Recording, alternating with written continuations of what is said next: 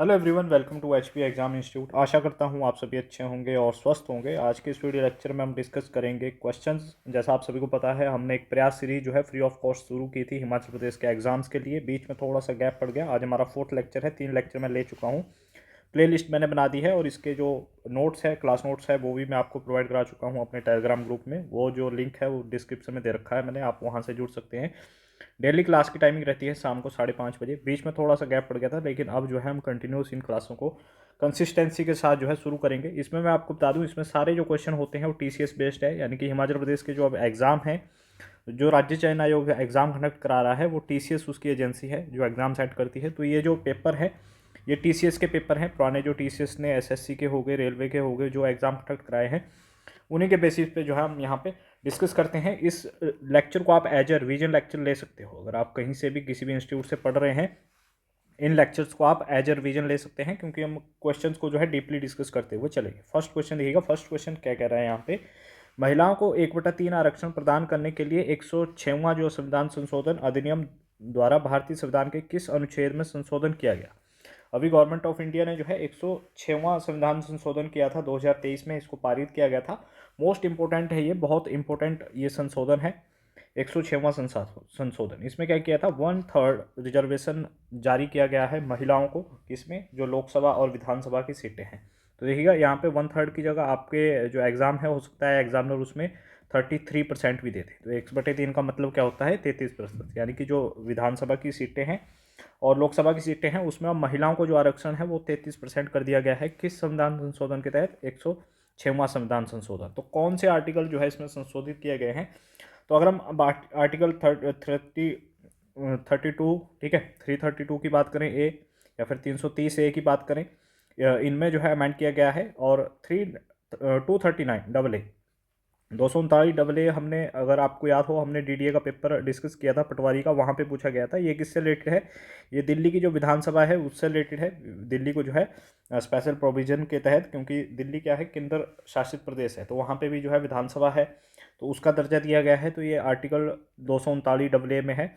तो इसमें भी अमेंड किया गया है। अब वहाँ पे भी जो है 33% जो है वुमेन्स के लिए रिजर्व होंगी। जब नया परिसीमन आयोग आएगा उसके बाद जो है ये सीटें रिजर्व कर दी जाएगी। तो ये इंपॉर्टेंट है इसी संशोधन को, ठीक है, याद रखिएगा। इसी संशोधन को, 106वां जो संविधान संशोधन है, इसको नारी शक्ति वंदन अधिनियम भी बोलते हैं। इसको क्या बोलते हैं, नारी शक्ति वंदन अधिनियम। हो सकता है एग्जामिनर क्वेश्चन पूछ ले, किस संविधान संशोधन को नारी शक्ति वंदन अधिनियम कहा जाता है, तो दैट इज 106वां संविधान संशोधन, जो कि 2023 में आपका इंप्लीमेंट हुआ है आपका। इसके तहत जो है 33% जो रिजर्वेशन है वो मैन के लिए रखा गया है, महिलाओं के लिए। क्वेश्चन किसी भी तरीके से आपसे पूछा जा सकता है। नेक्स्ट देखिएगा, सिंधु जल संधि 1960 के तहत भारत को नदियों के किस समूह पर जो है अप्रतिबंधित अधिकार प्राप्त है। यानी कि कौन सी जो नदियां हैं जिसके जो सिंधु जल समझौता है उसके तहत भारत को उसके जो अधिकार है वो अनरिस्ट्रिक्टेड है, यानी कि भारत को पूरा अधिकार है उन नदियों के ऊपर। तो ये नदियां कौन सी है, दैट इज रावी, ब्यास, सतलुज। तीनों नदियां हिमाचल से बहती है। इनके ऊपर किसका अधिकार है, इसके ऊपर अधिकार है भारत का, यानी कि गवर्नमेंट ऑफ इंडिया का। क्वेश्चन क्या आएगा, क्वेश्चन डायरेक्टली जो 1 डे एग्जाम होते हैं आपके, सिंगल डे एग्जाम होते हैं, उनमें जो है क्वेश्चन डायरेक्टली पूछा जाता है, सिंधु जल समझौता कब हुआ था। तो कब हुआ था, ये हुआ था 1960। कब हुआ था सिंधु समझौता, सिंधु जल जल समझौता है जो 1960 में हुआ था। अच्छा, किस किस के बीच में हुआ था, तो भारत और पाकिस्तान के बीच में। इसमें क्या था, इसमें आपकी 6 नदियाँ थी। एक तो पूर्व वाली नदियाँ थी, ठीक है, जो आपकी पूर्व वाली नदियाँ थी, दैट इज रावी, ब्यास, सतलुज। पूर्व वाली जो नदियाँ थी, 2 हिस्सों में थी नदियाँ, पूर्व और पश्चिम। जो पूर्व की नदियाँ थी उस पर अधिकार था भारत का। तो आप किस तरीके से याद करोगे, जो हिमाचल से बहती है, ठीक है, जो नदियाँ आपको हिमाचल में मिलेंगी, रावी मिलेगी, ब्यास मिलेगी, सतलुज मिलेगी, ये पूर्व की नदियाँ हैं। इन पे किसका अधिकार है, इसमें अधिकार है भारत का। अगर हम बात करें जो नदियाँ पश्चिम की तरफ की है, जो आपकी पश्चिम की साइड की है, सिंधु, झेलम और चिनाब, सिंधु, झेलम और चिनाब, इस पे किसका अधिकार है, इस पे अधिकार है पाकिस्तान का, ठीक है, इस पे किसका अधिकार है, इस पे अधिकार है पाकिस्तान का। तो ये था सिंधु जल समझौता, कब हुआ, 1960। एक और क्वेश्चन यहाँ से इंपॉर्टेंट बन जाता है, नोट डाउन कीजिएगा, कि इसकी जो इसका जो मीडिएटर था, क्योंकि समझौता हुआ है तो बीच में कोई मीडिएटर होगा, किसी ने तो समझौता कराया होगा, तो दैट इज़ वर्ल्ड बैंक। ये समझौता किसके द्वारा कराया गया था, ये वर्ल्ड बैंक द्वारा जो है समझौता करवाया गया था। नेक्स्ट क्वेश्चन की तरफ मूव करें। नेक्स्ट कह रहा है कि चीन द्वारा हाल ही में सिंजियांग उइगर, क्या नाम है, सिंजियांग उइगर जो इसका एरिया है वहाँ पे खोली गई दुनिया की सबसे लंबी एक्सप्रेसवे सुरंग का नाम क्या है? अभी जो चाइना है उसने लॉन्गेस्ट एक्सप्रेसवे टनल जो है ओपन की है अपने, जो इग्वर जो इसका एरिया है, जो इसका रीजन है वहाँ पे, उसका नाम क्या रखा गया है इसका? इसका नाम है तिनशान शेंगली टनल। क्या नाम है इसका? इसका Tianshan Shengli tunnel. Option number C यहाँ पे राइट आंसर हो जाएगा। हो सकता है इसकी लेंथ पूछी जाए क्योंकि ये लॉन्गेस्ट टनल है दुनिया की, तो इसकी जो लंबाई है वो है 22.13 किलोमीटर। कितनी लंबी है ये?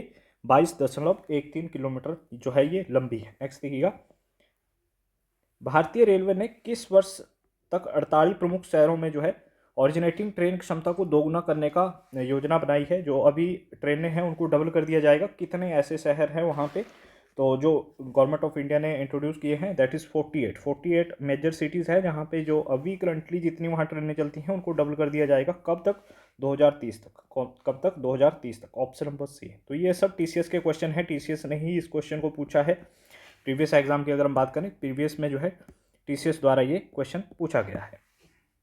और ये जो है जितनी भी भीड़ होती है आपकी रेलवे स्टेशन पर उसको कम करने के लिए ये योजना गवर्नमेंट ऑफ इंडिया द्वारा लॉन्च की गई। अच्छा, भारत में पहली ट्रेन कब चली थी? फर्स्ट ट्रेन के बारे में अक्सर पूछा जाता है। अगर हम इंडिया की बात करें, भारत में जो पहली ट्रेन थी दैट इज़ 1853 में, 16 अप्रैल 1853 में जो है भारत में पहली ट्रेन चली थी। अब आप मुझे कमेंट करके बताओगे कि टोटल रेलवे जोन्स कितने हैं। अगर हम बात करें कि भारत में टोटल रेलवे जोन्स कितने हैं, अभी करंट टाइम में भारत में कितने रेलवे जोन्स हैं? नेक्स्ट क्वेश्चन तरफ मूव करते हैं। नेक्स्ट है, निम्नलिखित में से कौन सा स्थल अपनी अनूठी जल संचयन प्रणाली और तूफान जल निकासी के लिए जाना जाता है? तो ये क्वेश्चन है हड़प्पन साइट से। कौन सा जो है हड़प्पा स्थल है? हड़प्पन जो इंडस वैली सिविलाइजेशन है वहाँ से आपका चाहे टैट का पेपर हो, चाहे आपके HPCRA के हो, HPPSC के हो, इंडस वैली सिविलाइजेशन यहाँ से क्वेश्चन आता ही आता है। तो इसको आपको एक बार अच्छे से करना है, उसके बाद इसके MCQ आपको सॉल्व करने हैं। अगर हम बात करें कि यहाँ पे जो वाटर सिस्टम था, ठीक है, जो वाटर हार्वेस्टिंग सिस्टम था वो सबसे ज़्यादा जो अच्छा था दैट इज़ धोलावीरा। जो जाना जाता है, कौन सा जाना जाता है? वो जाना जाता है धोलावीरा को। ऑप्शन नंबर कौन सा हो जाएगा? ऑप्शन नंबर बी यहाँ पे राइट आंसर हो जाएगा। अच्छा, धोलावीरा कहाँ पे है, किस नदी के किनारे है? एग्जामिनर ये क्वेश्चन अक्सर पूछता है। तो धोलावीरा की बात करें तो ये है लूनी नदी के किनारे। कौन सी नदी? लूनी नदी के किनारे। और कहाँ पे पड़ता है? ये पड़ता है रन ऑफ कच्छ, जो कि कहाँ पे है? गुजरात का जो रन का कच्छ है वहाँ पे मिलेगा आपको। जो पूरी इंडस वैली सिविलाइजेशन की साइट्स मिली हैं, जो जो स्थल मिले हैं, उनमें से पहली ऐसी साइट है या एकमात्र एक ऐसी साइट है जिसको यूनेस्को की वर्ल्ड हेरिटेज साइट में ऐड किया गया है।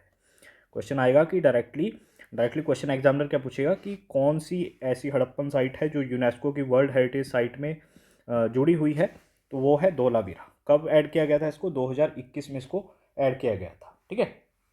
इसके बाद अगर हम बात करें लोथल मोस्ट इंपॉर्टेंट है, बहुत बार इससे क्वेश्चन आता है। ये था इंपॉर्टेंट क्यों है? डॉक यार्ड के लिए, यानी कि बंदरगाह के लिए। जो भी सिंधु घाटी सभ्यता के उस समय के आदमी थे वो व्यापार करते थे, तो व्यापार के लिए जिस बंदरगाह का यूज़ करते थे वो बंदरगाह कहाँ पे था? वो लोथल के अंतर्गत। ठीक है, इसमें बंदरगाह के लिए इंपॉर्टेंट है। और ये कौन सी नदी के किनारे है? दैट इज़ भोगवा नदी के किनारे। कालीबंगन से अगर हम बात करें, कालीबंगन कहाँ पे है? ये है राजस्थान के अंदर। कहाँ पे?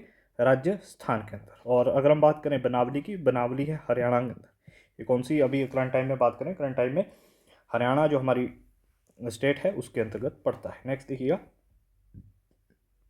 What is the objective of PM प्रणाम स्कीम? पीएम प्रणाम स्कीम का जो है मेन मोटिव क्या है? तो पीएम प्रणाम जो स्कीम है गवर्नमेंट ऑफ इंडिया द्वारा लॉन्च की गई थी प्राकृतिक जो खेती है उसको बढ़ावा देने के लिए, जो नेचुरल फार्मिंग है उसको बढ़ावा देने के लिए ये जारी की गई थी। उसमें 50% की जो है सब्सिडी प्रोवाइड कराई जाती है। और जो केमिकल फर्टिलाइजर है उसका जो यूज़ है उसको कम किया जाए, यानी कि ऑप्शन नंबर बी यहाँ पे राइट आंसर हो जाएगा। Reducing the use of chemical fertiliser by promoting alternative methods, यानी कि जो अदर मेथड है उनका यूज़ करके, अन्य विकल्पों का यूज़ करके जो रासायनिक उर्वरक है उसका प्रयोग कम से कम किया जाए।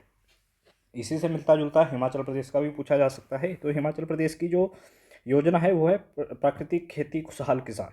प्राकृतिक खेती खुशहाल किसान, ये जो है हिमाचल प्रदेश की एक योजना है जो कि किसको प्रमोट करती है? Natural farming. नेचुरल फार्मिंग के लिए हिमाचल प्रदेश की जो स्कीम है दैट इज़ प्राकृतिक खेती खुशहाल किसान, यानी कि जैविक खेती को बढ़ावा देने के लिए गवर्नमेंट ऑफ हिमाचल प्रदेश ने ये स्कीम लॉन्च की है। एक और हमने अभी डिस्कस की थी प्रीवियस ईयर पेपर में, वो थी एलपीजी से रिलेटेड। एलपीजी से रिलेटेड गवर्नमेंट ऑफ इंडिया की जो स्कीम है उसका नाम क्या है? उसका नाम है उज्ज्वला योजना। उस स्कीम का नाम क्या है? उसका नाम है उज्ज्वला योजना। और हिमाचल प्रदेश की हमने बात की थी, हिमाचल प्रदेश मुख्यमंत्री गृहिणी योजना। नेक्स्ट है वाड़ी वास का युद्ध 1760 में किसके बीच में लड़ा गया था? तो question same as it is ही बनेगा वनडे एग्जाम में कि वाड़ी वास का युद्ध कब हुआ था? कब हुआ था? तो 1760 में हुआ था। किस किस के बीच में हुआ था? ब्रिटिश वर्सेस फ्रांस, ब्रिटिश और फ्रांसीस के बीच में हुआ था। ऑप्शन नंबर ए यहाँ पे राइट आंसर हो जाएगा। इस युद्ध के बाद जो फ्रांसीसी थे ये हार गए थे, इसमें बहुत बुरी तरह से हारे थे। अच्छा, हो सकता है पूछ ले कि वर्तमान में कौन सी जगह है जहाँ ये युद्ध हुआ था? तो तमिलनाडु। ठीक है, कौन से रीजन में हुआ था? ये तमिलनाडु में हुआ था। इसके बाद जो फ्रांसीसी थे ये हार गए थे ब्रिटिशर से, और ब्रिटिशर ने जो अपना स्थान था, अपना जो स्वामित्व था वो कायम कर लिया था। कर्नाटका का जो रीजन है आपका, तमिलनाडु का जो रीजन है वहाँ पे। तो ये जो है कौन सा हो जाएगा यहाँ पे? ऑप्शन नंबर ए यहाँ पे राइट आंसर हो जाएगा। और इसी युद्ध के बाद जो फ्रांसीसी है उनका जो कल्चर था वो खत्म होने लग गया था इंडिया में। क्वांटम कंप्यूटिंग की बात करें, क्वांटम कंप्यूटिंग में सूचना की वह मूल इकाई यानी कि unit of information that can exist in multiple state simultaneously called, जो एक साथ कई अवस्था में रह सकती है उसको हम बोलते हैं क्यूबिट। ऑप्शन नंबर बी यहाँ पे राइट आंसर हो जाएगा। इसको हम क्या बोलते हैं? क्यूबिट बोलते हैं। जो कि किस फॉर्म में आपको देखने को मिलेगी? 0 1 फॉर्म में, 0 और 1 की फॉर्म में जो है साइमल्टेनियसली आपको देखने को मिलेगी। नेक्स्ट देखिएगा बीएनएस। अभी पहले चलती थी आईपीएस, आप सभी को पता होगा, sorry IPC, Indian penal code. ये आया था 1860 में। जो बाहर पहले जो धाराएं लगती थी वो किसके तहत लगती थी? वो आईपीसी की धाराएं लगती थी। अभी की अगर हम बात करें तो इसको रिप्लेस कर दिया गया है भारत न्याय संहिता, भारतीय न्याय संहिता के द्वारा जो है इसको रिप्लेस कर दिया गया है। कब? 2024 में। हो सकता है एग्जामिनर आपसे पूछे कि ये कब से अप्लाई किया गया। बीएनएस जो है आपका लागू कर दिया गया 1 जुलाई 2024 से। कब से? 1 जुलाई 2024 से जो है बीएनएस लागू कर दिया गया। तो इसने रिप्लेस किया है आईपीसी को, जो कि 1860 में आई थी। तो इसके तहत पूछा गया है कि कौन सी धारा जो है राजद्रोह के अपराध को प्रस्थापित करती है। यानी कि राजद्रोह का, अगर आप कोई भी देश की अखंडता के बारे में, ठीक है, देश के बारे में कुछ गलत करते हो, आपके ऊपर राजद्रोह का अगर केस चलता है तो कौन सी धारा के अंतर्गत? तो ये चलता है सेक्शन 150, 150 के अंतर्गत ये आप पे चलेगा। ऑप्शन नंबर ए यहाँ पे राइट आंसर हो जाएगा। अच्छा, अगर हम बात करें 302 मोस्ट इंपोर्टेंट हत्या का, अगर आप किसी की हत्या करते हैं तो आप पे जो कार्रवाई होती है वो धारा 302 के तहत लगती है। 377 की बात करें, 377 किससे जुड़ी हुई है? एलजीबीटी से जुड़ी हुई है। 420 जो है आपकी धोखाधड़ी, धोखाधड़ी जो भी फ्रॉड करते हैं, ठीक है, अगर हम बात करें जो फ्रॉड होता है आपका, तो उसमें कौन सी धारा लगती है? उसमें लगती है 420। तो आप कमेंट करके बताइएगा कि जो गवर्नमेंट हमसे वादे करती है कि हम आपको जो है जॉब्स देंगे, इतनी लाख वैकेंसीज देंगे, क्या उस पर 420 लगती है या नहीं? ठीक है, नेक्स्ट देखते हैं हम कर्जन लाइन।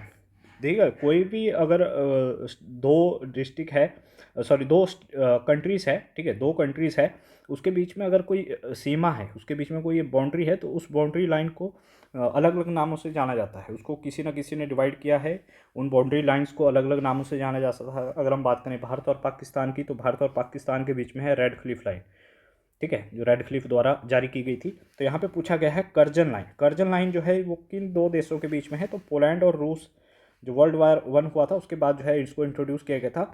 ये है पोलैंड और रूस के बीच में। कौन सी? Curzon line. भारत और पाकिस्तान के बीच में हमने डिस्कस कर लिया रेड क्लिफ लाइन, ठीक है, ये कौन सी है? Red cliff line. उत्तर कोरिया और साउथ कोरिया, उत्तर और साउथ कोरिया के बीच में जो लाइन है उसको जो डिवाइड करती है दैट इज 38 पैरेलल लाइन, 38वें पैरेलल लाइन, 38 पैरेलल लाइन। ये किस किस के बीच में है? नॉर्थ कोरिया और साउथ कोरिया के बीच में। यूएसए और कनाडा, यूएसए और कनाडा के बीच में है 49, 49वीं पैरेलल लाइन। 49वीं पैरेलल लाइन किस किस के बीच में है? ये आपकी कनाडा और यूएसए के बीच में है। नेक्स्ट देखिएगा, who was the first viceroy of India. Bharat के पहले वायसराय कौन थे? भारत के फर्स्ट वायसराय की अगर हम बात करें that is Lord Canning. First viceroy कौन थे? Lord Canning. अब इसमें थोड़ा सा हम डिस्कस कर लेते हैं। देखिए, जब पहले जो होता था कंपनी का राज होता था। पहले क्या होता था, जब सबसे पहले ब्रिटिशर्स आए थे तो वो कंपनी लेके आए थे, अपना व्यापार करने आए थे, तो उन्होंने थोड़ा थोड़ा राज किया। तो 1857 की जब क्रांति हुई थी, 1857 की जब क्रांति हुई उसके बाद जो है जो इंडिया था वो डायरेक्टली ब्रिटिश गवर्नमेंट के अंडर चला गया। पहले कंपनी के अंडर था, जो कंपनी के एम्प्लॉयज़ थे, ठीक है, उसी में से बने हुए थे आपके गवर्नर जनरल वगैरह। ठीक है। उसके बाद जो ये इंडिया है, जो हमारा भारत है, इसका जो कंट्रोल है वो गवर्नमेंट, जो ब्रिटिश गवर्नमेंट है उसके अंतर्गत चला गया। तो 1858 में ही ये टर्म यूज़ में आई थी, वायसराय। ठीक है, इससे पहले इसको हम बोलते थे गवर्नर जनरल। अब दो क्वेश्चन आते हैं। एक आता है कि भारत के पहले गवर्नर जनरल कौन थे।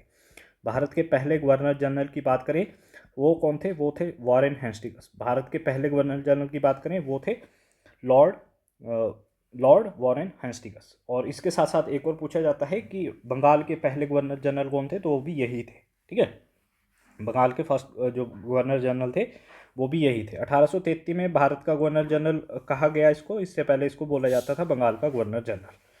इसके बाद जो है 1858 में एक पद आया जिसके तहत जो ये गवर्नर जनरल था इसको ख़त्म करके वायसराय, ठीक है, इसकी जगह क्या इंट्रोड्यूस किया गया, वायसराय। तो भारत के पहले वायसराय कौन थे, वो थे लॉर्ड कैनिंग। जब ये ख़त्म हो गया गवर्नर जनरल का पद, तो यहीं से आपको माइंड में क्लिक करेगा कि लास्ट कौन था, तो लास्ट भी यही था, लॉर्ड कैनिंग ही लास्ट होगा। उसके बाद इसका जो पद है वो एज अ वायसराय इंट्रोड्यूस किया गया। भारत के अंतिम वायसराय कौन थे, अगर हम अंतिम वायसराय की बात करें दैट इज लॉर्ड माउंटबेटन। अंतिम वायसराय कौन थे भारत के, अंतिम की बात करें वो थे Lord Mountbatten.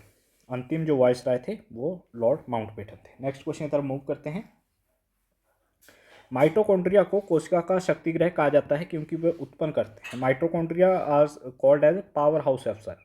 Power house of cell किसको कहा जाता है, माइटोकॉन्ड्रिया को। क्यों कहा जाता है, ये प्रोड्यूस करते हैं, उत्पन्न होते हैं एटीपी। ऑप्शन नंबर बी यहाँ पे राइट आंसर हो जाएगा। कहाँ पे उत्पन्न होते हैं, एटीपी में उत्पन्न होते हैं। इनको अगर हम बात करें, इनका जो फुल फॉर्म है दैट इज एंडोसाइन ट्राईफॉस्फेट। क्या बोलते हैं इसको, एंडोसाइन ट्राईफॉस्फेट। और इसके लिए जो है अगर हम बात करें एटीपी के लिए जो है ग्लूकोज को तोड़ना पड़ता है, उसके बाद जो है ये बनते हैं आपके। नेक्स्ट देखिएगा। नेक्स्ट है पिट्स इंडिया एक्ट महत्वपूर्ण था क्योंकि 1784 का जो पिट्स इंडिया एक्ट था ये क्यों इंपॉर्टेंट था, इसने जो है सेपरेट कर दिया गया था पॉलिटिकल फंक्शन को, और जो कंपनी के अदर फंक्शंस थे यानी कि जो बिजनेस था उसको अलग कर दिया था 1784 में। 1784 का जो पिट्स इंडिया एक्ट आया था, इसमें क्या हुआ था, इसमें डुअल गवर्नमेंट आप मान के चल सकते हैं कि इसमें डुअल गवर्नमेंट को इंट्रोड्यूस किया गया था। एक बोर्ड ऑफ जो है आपका डायरेक्टर था, और एक आपका कोर्ट ऑफ डायरेक्टर था, एक बोर्ड ऑफ कंट्रोल था। बोर्ड ऑफ कंट्रोल की बात करें, अगर हम बीओसी की बात करें, तो जितने भी सैन्य आर्मी से जुड़ी हुई चीज़ें थी, एडमिनिस्ट्रेशन से जुड़ी हुई चीज़ें थी, वो बोर्ड ऑफ कंट्रोल के अंतर्गत आता था। इसके बाद जो भी अपने ट्रेड करते थे, ये ब्रिटिश से जो भी ट्रेड करते थे, इनको डायरेक्टर के अंतर्गत रखा गया था।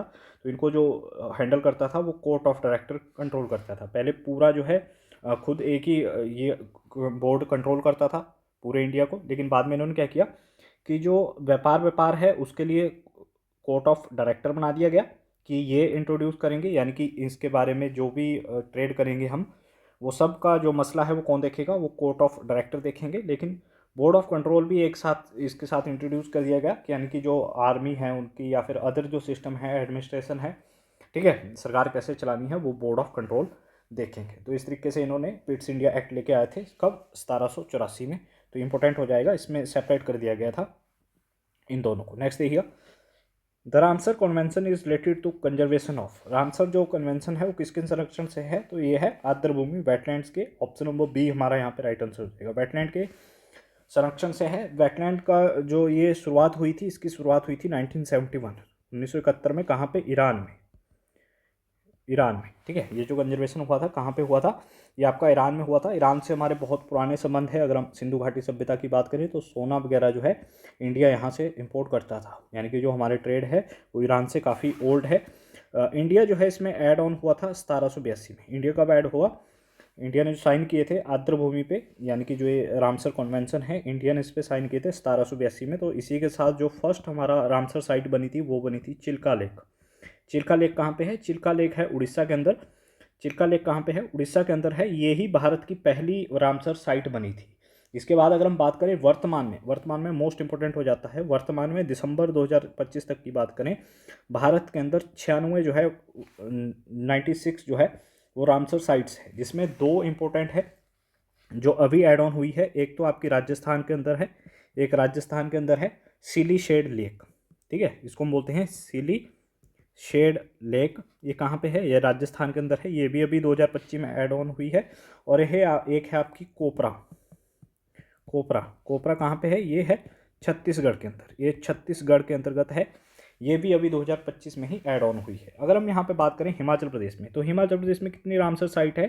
हिमाचल प्रदेश की बात करें तो हिमाचल प्रदेश में याद रखना है आपने, आपने यहाँ पे हिमाचल प्रदेश में 3 रामसर साइट है। एक तो है पोंग डैम, पोंग डैम, ठीक है। उसके बाद जो है आपकी second one is Chandratal lake, Chandratal lake ये कहाँ पे है? ये है आपकी लाहौल स्पीति के अंदर। और थर्ड है हमारी जो सबसे बड़ी प्राकृतिक लेक है, that is Renuka ji lake. ये भी क्या है? एक रामसर वेटलैंड साइट है। तो हिमाचल प्रदेश में कितनी रामसर साइट्स हैं?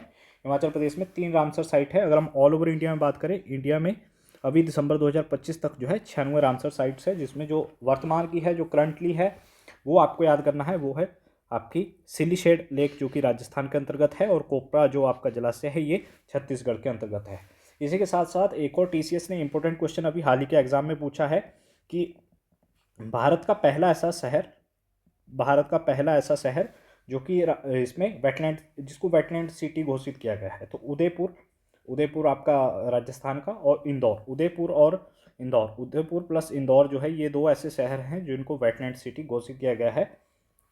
नेक्स्ट देखिएगा, who is the author of book Hind Swaraj? Hind Swaraj जो पुस्तक है, इसके लेखक कौन है? तो ये लिखी गई है महात्मा गांधी द्वारा। ऑप्शन नंबर बी हमारा यहाँ पे राइट आंसर हो जाएगा। किसके द्वारा?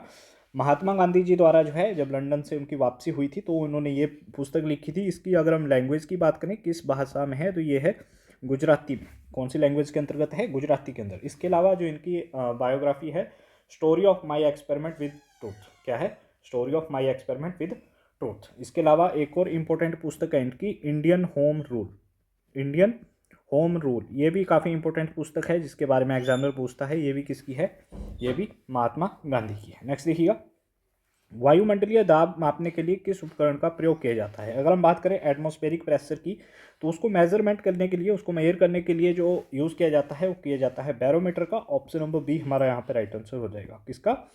बैरोमीटर का जो है इसमें प्रयोग किया जाता है। क्यों किया जाता है? देखिएगा, जो भी मौसम विभाग है हमारे, वो जब भी पूर्वानुमान लगाते हैं कि आज बारिश होगी या फिर बर्फबारी होगी, तो वो सब जो है बैरोमीटर की सहायता से ही जो है इसके बारे में बताते हैं, क्योंकि ये मौसम का जो पूर्वानुमान है उसकी तरह से लगाया जा सकता है। अब एक क्वेश्चन जो टीसीएस पूछता है वो पूछता है एवरेज एटमॉस्फेरिक प्रेशर।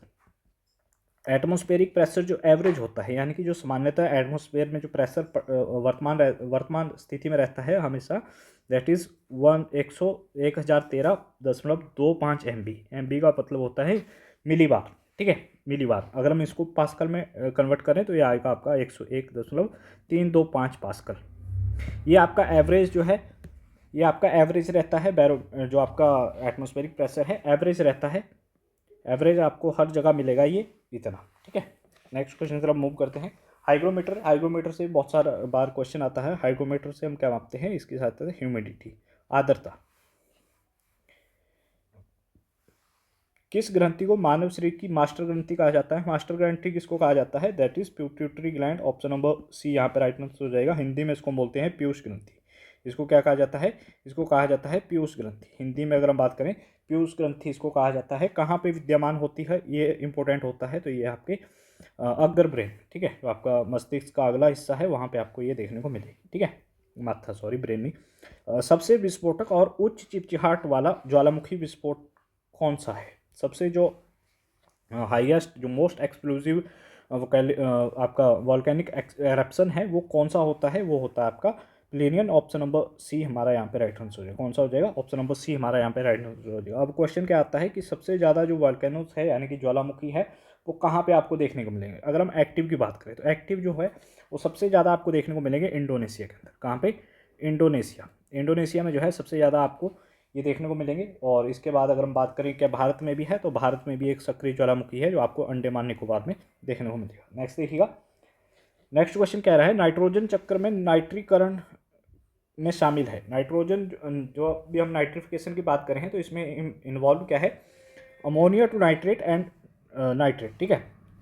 इसका जो आंसर हो जाएगा, अमोनिया जो है नाइट्रेट में आपका कन्वर्ट होता है, उसके बाद इसकी नाइट्रिफिकेशन हम इसको कहते हैं। ऑप्शन नंबर बी हमारा यहाँ पे राइट आंसर हो जाएगा। क्या हो जाएगा? ऑप्शन नंबर बी हमारा यहाँ पे राइट आंसर हो जाएगा। जब नाइट्रोजन अमोनिया में कन्वर्ट होता है, अगर हम बात करें कि नाइट्रोजन जो है अमोनिया में कन्वर्ट होता है, इसको हम बोलते हैं नाइट्रिफिकेशन फिक्सेशन। और जब नाइट्रोजन रिलीज हो जाता है किसमें, एटमॉस्फेयर में, तो इसको हम बोलते हैं डी नाइट्रिफिकेशन। नेक्स्ट है where is the value of G minimum. जो हमारा जी होता है ग्रेविटेशनल फोर्स, अगर हम बात करें गुरुत्वाकर्षण की, तो ये जो है मिनिमम कहाँ पे होता है, सबसे कम कहाँ पे होता है। तो जी की वैल्यू सबसे पहले आपको पता होनी है। जी की जो अप्रोक्सीमेट वैल्यू है वो होती है 9.8। जी की जो अप्रोक्सीमेट वैल्यू है दैट इज़ 9.8। ये सबसे कम होती है पृथ्वी के सेंटर पे। अगर हम पृथ्वी के सेंटर की बात करें तो यहाँ पे बिल्कुल निष्प्रभाव है, यानी कि जीरो के समथिंग आप इसको मान लें कि यहाँ पे इसका कोई काम नहीं होता। तो सबसे कम होती है पृथ्वी के सेंटर पे, लेकिन जैसे ही आप इसके थोड़ा सा आगे जाओगे, चाहे आप किसी भी पोल पे चल जाओ, नॉर्थ पोल पे, साउथ पोल पे, तो जो पोल्स है वहाँ पे मैक्सिमम होगी। मैक्सिमम कहाँ पे होगी, पोल्स पे। और जो सेंटर है वहाँ पे क्या होगी, मिनिमम। वहाँ पे मिनिमम कहाँ पे होगी, पृथ्वी के सेंटर पे। और जो पोल्स है वहाँ पे सबसे ज़्यादा होगी। तो ऑप्शन नंबर इसका कौन सा हो जाएगा, ऑप्शन नंबर डी हो जाएगा, यानी कि centre of earth. Centre of earth पे क्या होगा, यहाँ पे मिनिमम होगी। और अगर हम बात करें पोल्स पे, तो पोल्स पे जो है ये सबसे ज़्यादा आपको देखने को मिलेगी। नेक्स्ट देखिएगा, which river is called sorrow of Bihar. Bihar का शोक जो है किस नदी को कहा जाता है, तो बिहार का शोक जो है ये कहा जाता है कोसी नदी को। ऑप्शन नंबर बी हमारा यहाँ पे राइट आंसर हो जाएगा। कहाँ से निकलती है, तो ये नेपाल से निकलती है। कहाँ से ओरिजिनेट होती है, नेपाल से निकलती है। बहुत बार जो है ये बाढ़ लेके आती है हमारे बिहार के अंतर्गत, तो इसलिए जो है इसको यहाँ का शोर कहा जाता है। नेक्स्ट देखिएगा, नेक्स्ट ओजोन परत किस परत में स्थित है। जो ओजोन लेयर है, ओजोन को हम डिनोट करते हैं, इसका सिंबल है दैट इज O3। इसका जो डे है वो कब मनाया जाता है, 16 सितंबर। ओजोन दिवस कब मनाते हैं हम हर साल, 16 दिसंबर को मनाते हैं। और TCS का आपको याद है कि TCS जो है पूछता है, अब जो है TCS डायरेक्टली डेट नहीं पूछता, ये पूछता है थीम। तो थीम आपको हमेशा याद होनी चाहिए, ठीक है। तो ओजोन डे की थीम आपको याद करके जाना है। यहाँ पे पूछा गया है कि ओजोन लेयर मिलती कहाँ पे है, तो ओजोन लेयर की अगर हम बात करें, जो हमारी सेकंड लेयर है स्ट्रेटोस्फेयर, यानी कि हिंदी में अगर हम बात करें समतापमंडल, समतापमंडल, तो इसमें जो है आपको ओजोन लेयर मिलेगी, ठीक है। जब भी हम पृथ्वी की बात करें, वायुमंडल की अगर हम बात करें, तो अब जब जैसे हम नीचे से ऊपर को जाते हैं, सबसे नीचे आता है ट्रोपोस्फेयर। फर्स्ट नंबर पे आएगा ट्रोपोस्फेयर। सेकंड नंबर पे क्या आएगा, सेकंड नंबर पे जो परत आती है वो आती है स्ट्रेटोस्फेयर, समतापमंडल। इसको हम बोलते हैं समतापमंडल। ट्रोपोस्फेयर की बात करें, इसको क्या कहा जाता है हिंदी में, इसको बोलते हैं क्षोभ मंडल, ठीक है। इसी के बीच में होती है आपकी O3, यानी कि ओजोन, समताप के मंडल, समताप मंडल के बीच में ही। और यहीं पे जो आपके एयरप्लेन्स है, जो भी आपके जहाज वगैरह है, वो इसी मंडल में उड़ाए जाते हैं।